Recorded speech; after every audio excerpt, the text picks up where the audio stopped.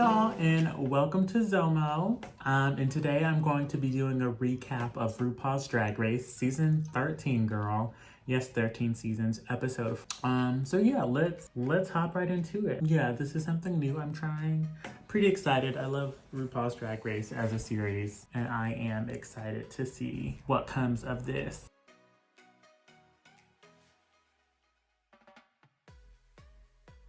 So we start this episode off in the workroom. So the girls, just to do a quick recap. So episode 1 is when we meet all 13 queens, but we meet them in pairs or triplets. All the girls come out, they come out with their intro looks, they meet one other girl in the workroom, and they go onto the main stage where they have to lip sync, and there's a winner and a loser right off the bat. So the winner goes on in the competition, and then everybody that loses their lip sync has to go to the pork chop loading dock. So all the girls in the pork chop loading dock, they were told that they were being sent home, but they weren't being sent home. The gag was at the end of that episode, they were told that they had to vote one queen off to get a chance to stay in the competition. The girls voted off Eliott with 2 T's. Gagger is Eliott with 2 T's didn't go home. Eliott with 2 T's actually got to go compete with the other group in the following episode. So in the following episode, we have all the girls who won their lip syncs and Eliott with 2 T's. They do a daytime look and then a slutty vamp evening look. And then they also have to perform one of Ru's songs. Pretty standard stuff. This is episode 2. So in this episode, there are no losers, but there are winners. And the best 2 competitors for that week's challenge were Olivia Lux and Symone. I like both of them very, very much.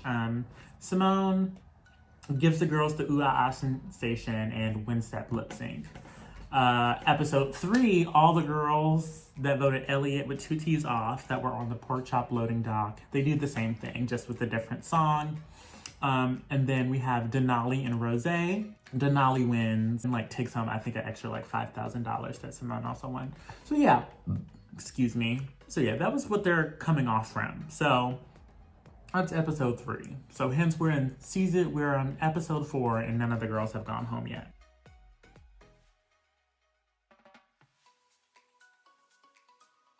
So anyway, so here's where we come in at. So the girls had just left the stage. Denali won her challenge, this, that, and the third, whatever. So those girls come into the workroom from off stage, and then the winner's circle, as the other queens are calling themselves, they're waiting. They're waiting, they're giving tea, and the other girls are walking in and they're giving stank face right off the bat. And I'm like, girl, I don't even know why y'all doing all that. You don't need to give that. It don't need to give that. Not at all.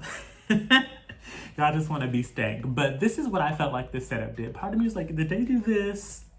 Part of me was like, did they do this for COVID? Just so they had fewer people in one space at the same time? Was it something that production needed to do and they needed to freshen it up so it didn't look like they were doing this for COVID? But no, all the girls are in one room, so it really just looks like premeditated drama for me.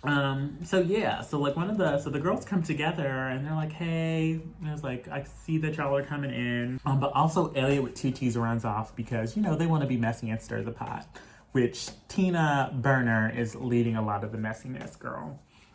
So Tina asked them, so what happened? So I sent 2 of you bitches home because Tina Burner was the only queen who had 3 people in her intro group, and she sent home Kahmora and Eliott, or so she thought.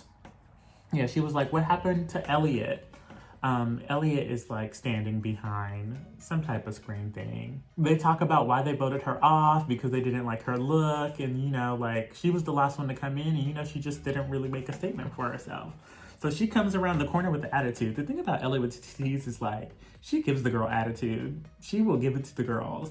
She's she came in onto the second episode giving the winner circle attitude, this girl. I was like, girl, I'm not even mad. I'm not mad at a queen who stands up for herself. But yeah, so it was very premeditated drama. Okay, so we come back and Ru's here, and first thing Ru says is, okay, so we're back to eliminating girls this week. And I'm like, thank God, because I love seeing bitches go home. I'm not even gonna lie to you. But this week's challenge is a acting challenge. Don't think there's a mini challenge. They go straight into the Maxi. It's for like RuPaul's like holiday special like channel. And then all the acting challenges, all the shows that are going to be on this channel are like celebrating other holidays. So Ru breaks the girls into groups, and the groups are as follows. So Misery Loves Company, which we have Denali, Eliott, Olivia Lux, and Kahmora Hall. Denali jumps up and she's like, okay, I want to be the main character. I want to be the lead character because, you know, she's ready to fight. You know, she like lost. She's on the B-roll, which is like, which is what Tina Burner called them. So she's like trying to show up and step up and show out. Admirable effort, you know what I mean? They get to rehearsing and she looks at all these lines and she's like, oh, these are a lot of lines that I need to learn. I was like, yeah, girl, that's what the lead is. I love seeing drag queens do acting challenges because like as an actor, like I just know what it takes. Cause like even a large role, like I've been acting for what, at least 10 years now. So I have the tricks necessary to pick up a script like that. But I just know that that's not a lot of drag queens' wheelhouse. So I'm excited to see how she shapes up. Everybody else in the group seems pretty fine, but Kahmora, like she's shady, bitch. She says that she doesn't like Eliott's voice, and I can't be mad at her because it's not my favorite thing either. But yeah, so back to the workroom we go, and then like the girls are rehearsing, they're practicing, doing their due. The actresses, as they call themselves, Tina, I was just like, let me stop being shady. I speak on results. I speak on results, and I'm not letting nobody call themselves an actor until I see the work. But the people who have deemed themselves as actresses are Rose and Tina Burner, and they're already being loud. And like Rose, she's got a competitive like edge to her. Like she clocks shit around the room, and she makes sure to like step her game up based on what's going around. I'm not sure if that's a healthy competition technique, but it works for her, it seems. Gotcha. So Ru walks over to, what group is this? God Loves Flags, which is Symone, LaLa, Rose, and Utica, and lets them know that practically all the scripts are pretty much the same. So they'll be looking for what they can bring to their characters to really make the characters pop. You know, classic acting thing. So Ru goes around and asks, just to be a little bit messy, Ru asks, who is it, Utica and Rose, why they voted Eliott with 2 T's off? And then like Utica hops on it first off, and she said, I feel like Eliott and we give 2 different energies. I give a much more warmer, welcoming energy where Eliott is a lot colder. And I'm like, girl. And she's like, and it flies out her mouth. There was no hesitation. She knew that, girl. I was like, girl, that shit sent me. It was truth be told. You know, Eliott is watching gags from the other side of the room, of course. Cool. Maybe I shouldn't try to do that sound anymore. But yeah, so that's what Utica's answer. Back to the acting. Utica is playing a toke or something, somebody who smokes weed, you know, a token queen, I believe is the word she says. And so Ru asks her if she's ever smoked marijuana, and she does not answer.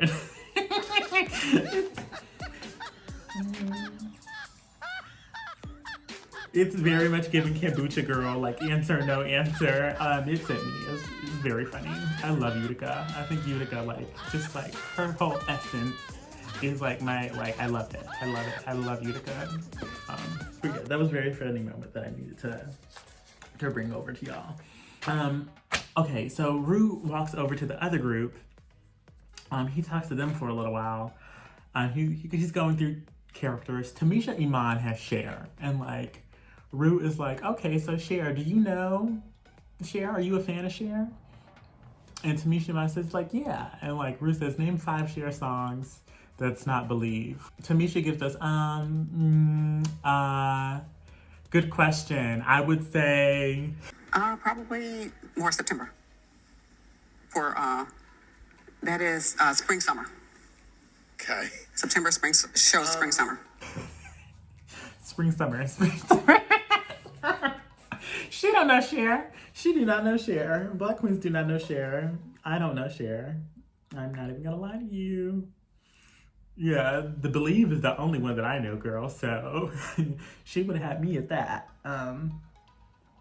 But before Rue heads out, Rue lets them know that the category is trains for days. Very excited. I love a good train.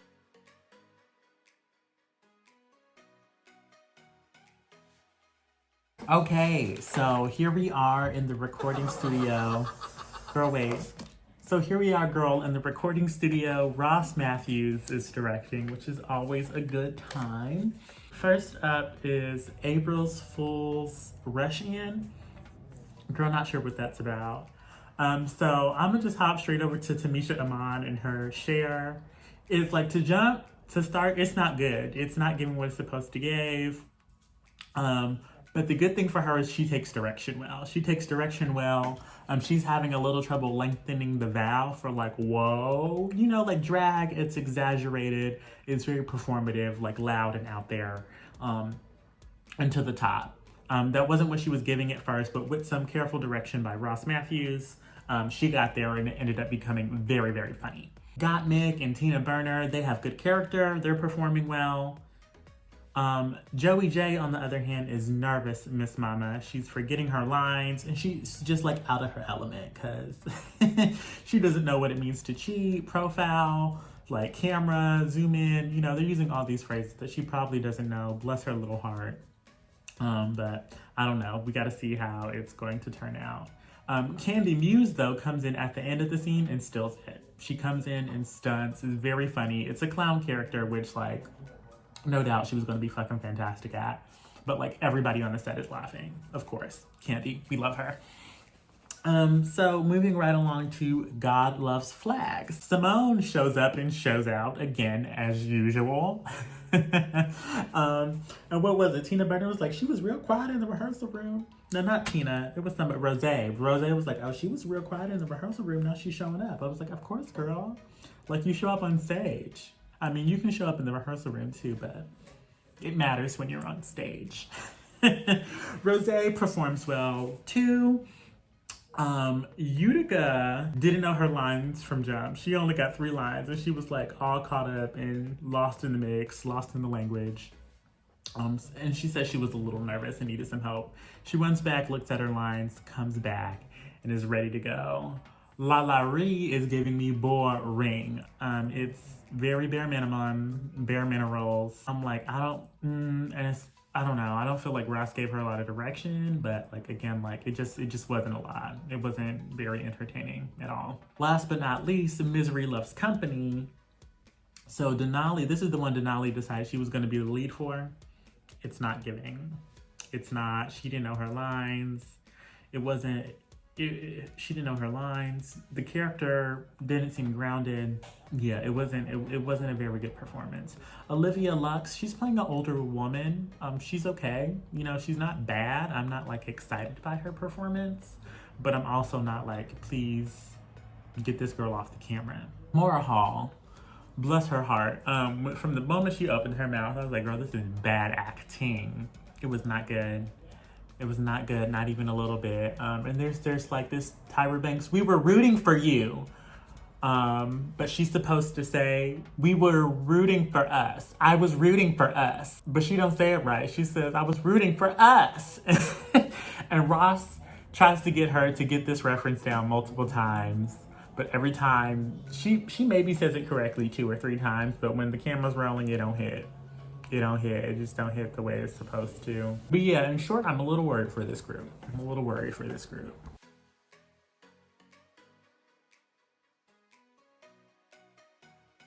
And the category is trains. The girls come out with their train looks, and our guest judge is Lonnie Love. Love her. She's a really good time. But let's get right into it. So Denali comes out with this gorgeous peacock feather, ostrich feather, she says, like peacock There's like a Aztec mezcal cultural reference that I didn't quite catch. I'll be sure to get the specifics for that. But she looks gorgeous. Stunning look. She looks fabulous in it. Up next, we have Olivia Lux, who's giving us this classical, Baroque harpsichord, very glittery, like shiny, reflective metal. Everything she wears does give that luxe, luxurious aspect, and she looks great. Up next, we have like Eliott with 2 T's wearing a white bodysuit, a print with some prints, a really nice boot, in a train made of tulle with tons of ruffles. I do not like I like the train, but I don't like it with the bodysuit. They don't feel like they go together. It feels like the bodysuit and her train are 2 separate pieces that were put together, but necessarily weren't made together. Kahmora Hall comes down in a lovely like golden dragon piece, which I love. Her train is the dragon's tail, and then her shoulders are big golden with like red jewels in the dragon's eyes. Great piece. I love it. I fucking love Symone. Symone, oh my gosh. Her train is a do-rag. Okay, go off, Miss Mamas. And it's bad. It's like baby blue in the inside. It's like a powder pink. I love it. It's gorgeous. Lovely piece. Probably my favorite of the night. Next we have LaLa, who comes out in snakeskin, top down, giving it everything. She looks gorgeous. She looks great. I think she even has a cape or like a train that comes off to a second piece where you get to see her like bootstraps or her chaps or whatever she has on. Fabulous. I love it. Utica, I love Utica's another one of my favorites of the night. She said it's inspired by Carol Burnett. It's a curtain. The whole, like the rod, the fixings, the tassels and all. Textured, mix of prints, very Utica. I do like this piece a lot. Rose comes out with a blue tuxedo. She says she's an 80s queen. She loves a good throwback. She loves a good suit. It's blue. She's this close to looking like the little girl from Willy Wonka and the Chocolate Factory. She looks good in this. Her train is tulle, but just like of the looks I've seen this far, it's low on the list. It's not like, I don't know, just like if I'm here to compare and compete, girl, it's a race. This one is probably like the lowest on the totem pole this far. Gottmik comes out next with the corset. Diamonds looking gorgeous. This light fabric, it's giving like heiress. She also has like a leaf blower or a hair blower to make it like flow and look really pretty. It's a little gimmicky. The fabric is like pink and blue. It doesn't look bad. But again, kind of with the same thing with Rose, like of the looks I've seen, she looks great in it, but I'm not wowed by it. Tina Burner comes out as a train conductor. Very camp, very her. I love it. It's done well. She's a train conductor. Her train is train tracks. A plus Tina Burner. Joey J comes out with this black leather trench coat, which she looks great in, but I'm not 100% sure if I love it. I feel like it could be a reveal moment if she needs to lip sync. But part of me feels like I wish I would have saw a little more of her figure and her shape, something to accentuate her body a little more. In the back, her train is a tongue. It's a pierced tongue. There's lips on her back, which I do like. A very fun, creative way to attack the train.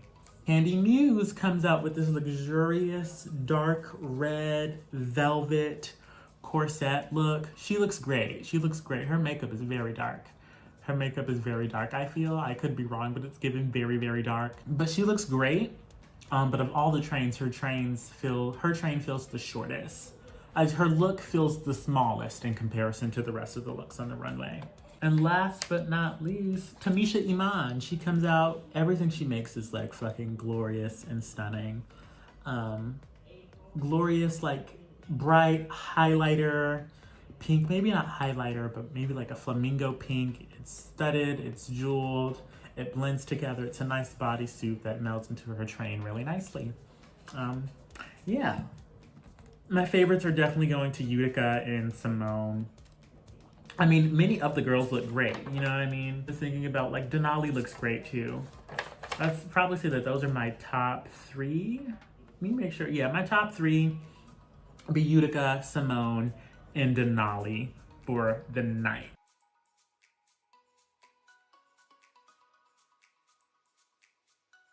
Okay, so here we are. Now we're at the acting challenge. So first off, we have Misery Loves Company. Misery, who is this played by? Yeah, Misery is being played by Denali. And the plot is like, she owns 51% of her family's rose farm, but she wants to get rid of it and create a fudge packing factory, girl. But in the end, she's like, they decide not to do that because she's reconnected with the tree she was in love with when she was younger. But the tree transforms into a prince. These scripts are never good. These scripts are never good. These scripts are never good. And I don't think, like, the true testament of an actor is, like, if you're able to, like, create a story in an enjoyable time for your audience, even with a terrible script. Yeah, so the script isn't good. This scene was just okay. All the laughs that came out of this for me were delivered by Olivia Lux. So for who else was in this? Denali was in it. It wasn't giving. Yeah, Utica and LaLa. I don't know. It wasn't funny. It wasn't entertaining. If it wasn't for Olivia Lux, I probably would have stared at the whole thing blank-faced. Okay, so moving right along, then we have, girl, I got that so wrong. So in Misery Loves Company was also Kahmora Hall and Eliott with 2 T's. That's how unforgettable the performance was. It was not good. It was not good. So just to recap, in Misery Loves Company was comprised of Denali, Eliott with 2 T's, Kahmora Hall. Olivia Lux was the star of the scene. Moving on to God Loves Flags, Symone's flag. Again, like, stellar performance. Like, she really showed out and showed up and carried the entire thing. She carried that scene on her back. She understands nuance and how comedy can be very simple. She understands nuance and how comedy can be very simple. How, like, just switching up, like, the pronunciation of a single syllable. Like, the way she said factory. It was like, girl, it sent the girls. So yeah, Symone did that. Her chemistry with Rosé was great, who played a gnome. The two of them were great. But kind of like in the last scene with Kahmora Hall and Eliott with 2 T's, LaLa and Utica weren't very memorable in this scene, and I kind of could have done without them. Last but not least, we have April's Full Russian, which was probably my favorite. April, played by Gottmik, her family owned a novelty shop, and she wanted to replace it with, I don't know. She was going to get rid of it. I'm sorry. I didn't pay that much attention. It was kind of quick and kind of messy. But yeah, Tina Burner, Gottmik, and Kandy Muse, they all worked great together. Their characters were solid. They gave me laughs where I needed it, and they carried the plot from beginning to end.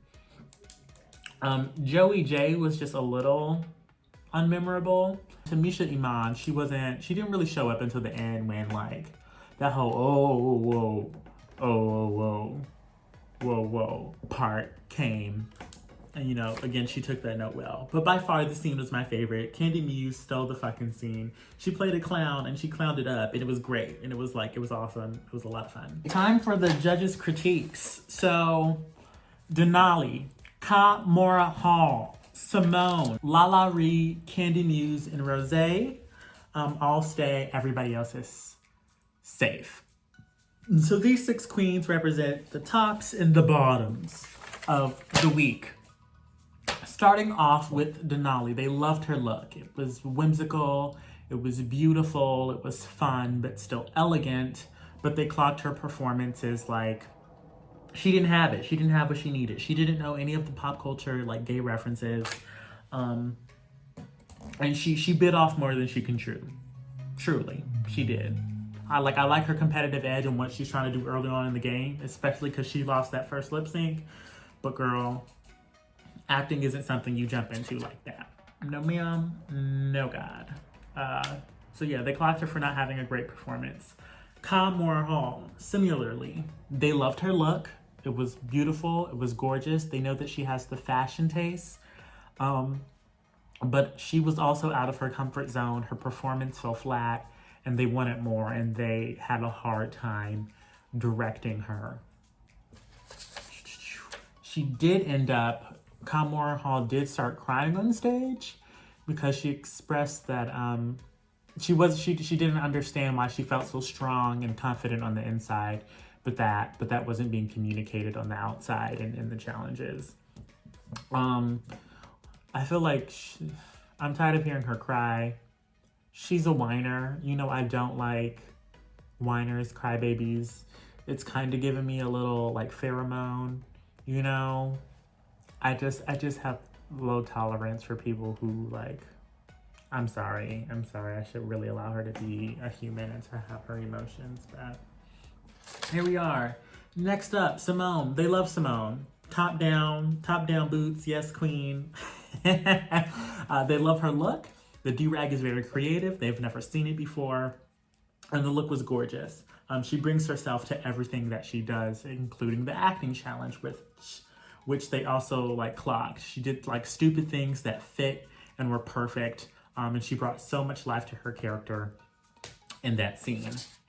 Next up, LaLa. Again, they loved her look. But they said that her performance fell flat and she was also out of her comfort zone. But comparatively speaking, they did note that, was she bad?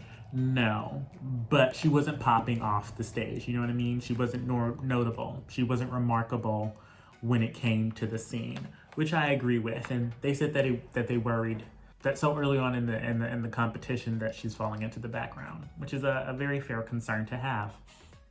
Up next, Rose. Again, they loved Rose's characterization of Nomi, which I also loved as well. They also gave her kudo points for like being static on the floor on her knees, but still having one of the most dynamic characters in all of the scenes, in my opinion. But yeah, and like, yeah, kudos, because that's hard, you know what I mean? To not be able to move but still bring a character to life was very fun, and it was lovely, and they loved her. They fell in love with her and the character, and they couldn't wait to see what else she does. But also, Michelle, like similarly to the way that I felt, said that like she looked good in the tuxedo. She said that it looks like a tuxedo with the tool train attached to it. And it's good. She looks good in it, but she wants more. And I agree. Yeah, it was very simple. She could have given us like an extra theme on top, or I don't know, just something just like, it was flat. Not that it looked flat, but just in comparison to everybody who came through and gave us a burst of creativity, flair, props, story. And last but not least, Kandy Muse. They loved Kandy Muse's performance. Of course, easily said and done.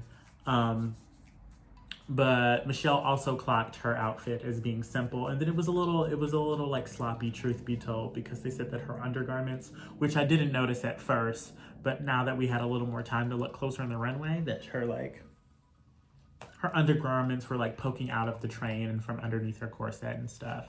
And that just needed to be like tidied up. But she had a good performance nonetheless.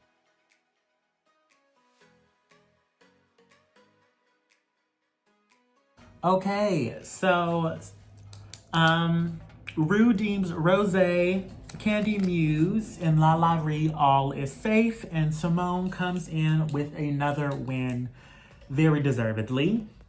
And which means that Denali and Kahmora Hall have to lip sync. The song of choice is 100% Pure Love by Crystal Waters.